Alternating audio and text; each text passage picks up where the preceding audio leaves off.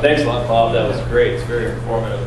There's that big stretch of what we call 130 area 131 in Torrance. That blighted area of auto dealerships.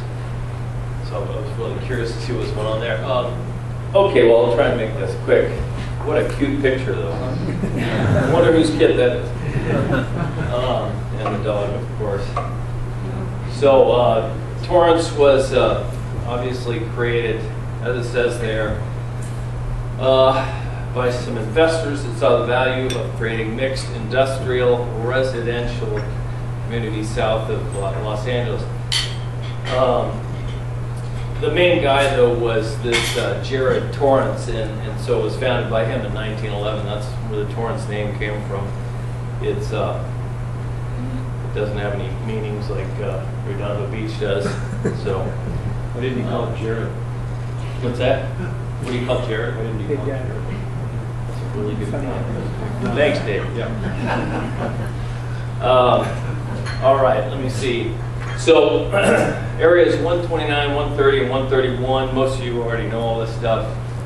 They are basically bordered by 190th on the north, right there, and then Hawthorne Boulevard on the east, Prospect on the west, and then, you know, PCH down here on the south. And we do have some beach right in there. 1.5 miles of shorefront, but that's actually areas, it's not in area 129, it's 131, it's like 128. And, so, let me see here. Okay, and then the city of Torrance population, as of last year at least, was 145,000. And a lot of residential, light, high-tech industry, and 90,000 street trees, which they cut down a bunch of them lately because they're getting too big. 30 city parks. Its neighboring cities include, as you can see, Gardena, Redondo, Hermosa, Palos Verdes, Rolling Hills, Carson. A lot of riffraff that we have to put up with. Torrance is considered to be the heart of the South Bay, and the city was incorporated in 1921. What does that make us do? What's that? Actually, I grew up in Palos Verdes, and when we bought a house, I mean, we couldn't afford that. So we looked in West Torrance, and we bought in 2000, 2001, something like that. And it's really turned out to be such a great place to live. We're in area 130. So Torrance is the birthplace of AYSO, which is actually really a big thing in the South Bay. It was started in 1964, and just really a great organization for kids. I know those of you that have kids probably have some of them in AYSO, or they were in AYSO. So really a great organization. And then City of Torrance was named most business-friendly finalist at 2011. That's actually for populations of 60,000 or more. And then, yeah, okay. Businesses in Torrance, would you agree that they're happy to be in Torrance? Yeah. Okay.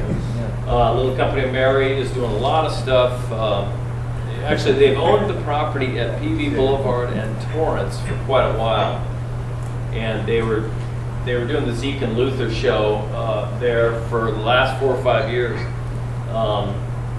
And now they've finally torn all that down. They're actually going to do the medical offices? Yeah. Okay. So everybody complained about that big, beautiful tree that was going to be cut down, and it did get cut down. So. And most importantly here, Mark Wahlberg's character from the Boogie Nights movie, if anybody saw that, he was from Torrance. Right?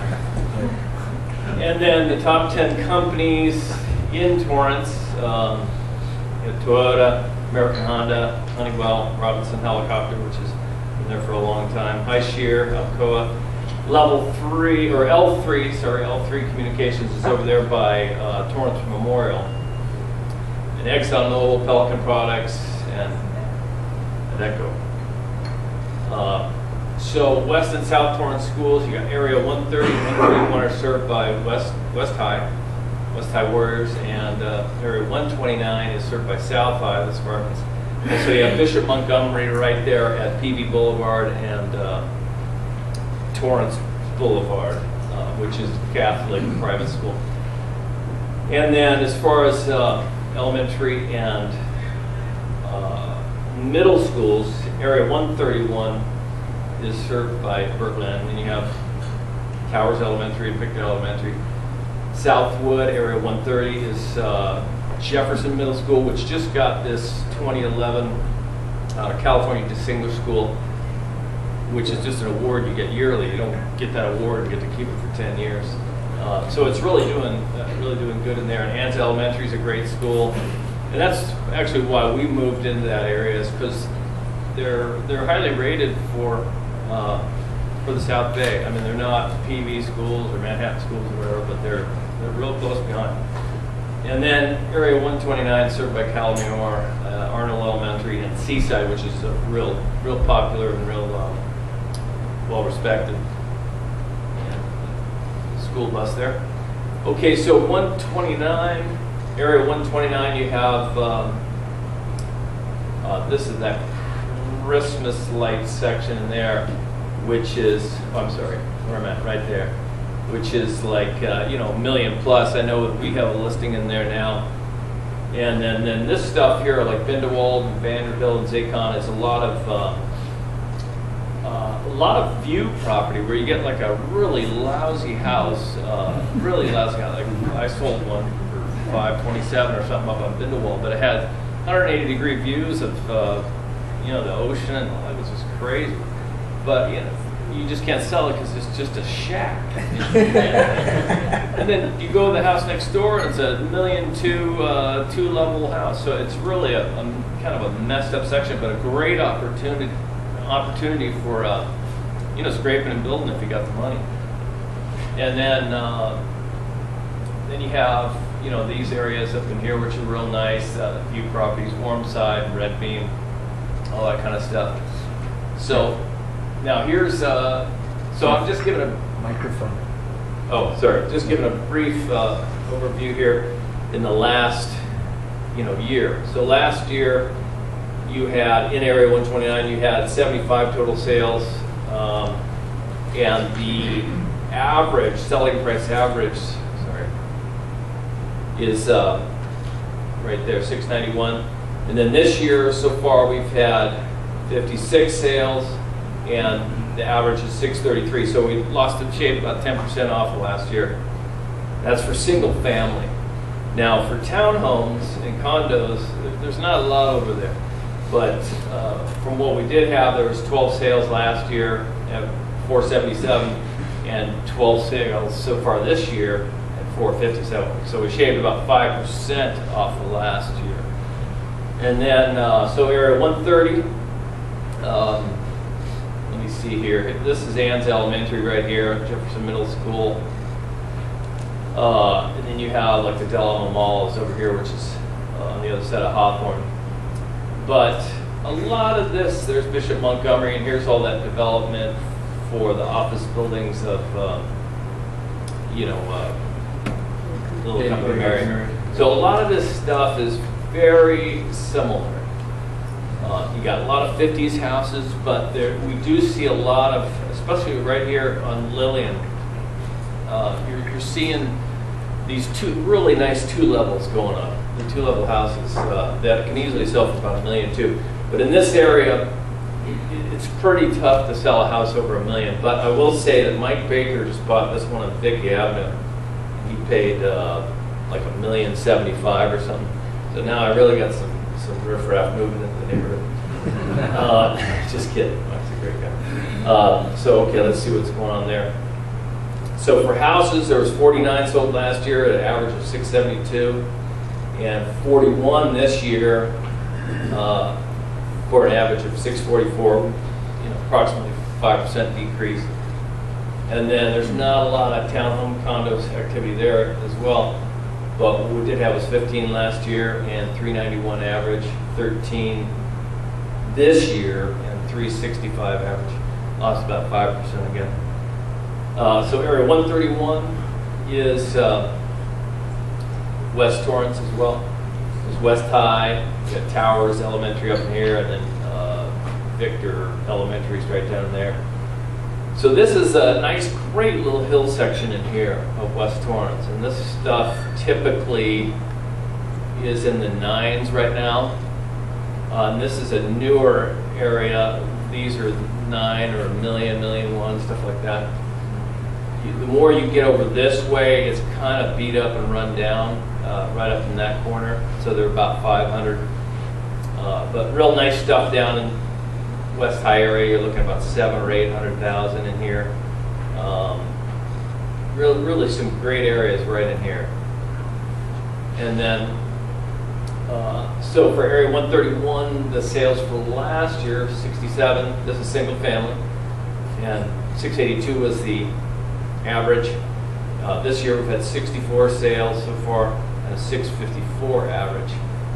Lost about 5%. Really volatile area. Just kidding. All right, now so the townhomes, there's not a lot of stuff there as well, but you got 17 from last year at 539 and 11 this year at 486, lost about 10%. So now as far as what's going on right now for sale, townhomes and all of that, there's so little activity with townhomes and condos that I put 129 and 131 all together. There's 9 total active listings, 5 of them active, 1 pending, 3 in backup, for an average of 408, and average days on the market is 98. Single families for sale in South Torrance, area 129, you got 24, 8 of them still active, average about 703, and days on the market 135.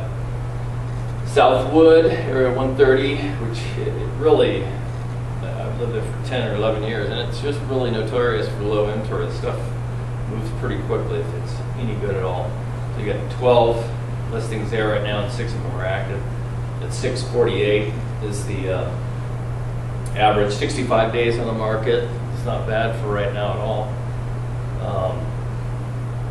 And then area 131, there's this listing here at 1.699, which kind of throws stuff off. It's really unusual for that area, but puts us at an average of 793. You got 14 listings right now. 9 of them are active. 58 days on the market. Again, that's real good, I think. And so here's some perspectives. I tried to take a 10-year perspective with like a guesstimate here on a peak of 2007. So we start 2001, and we're looking at these numbers for 129. You got 443.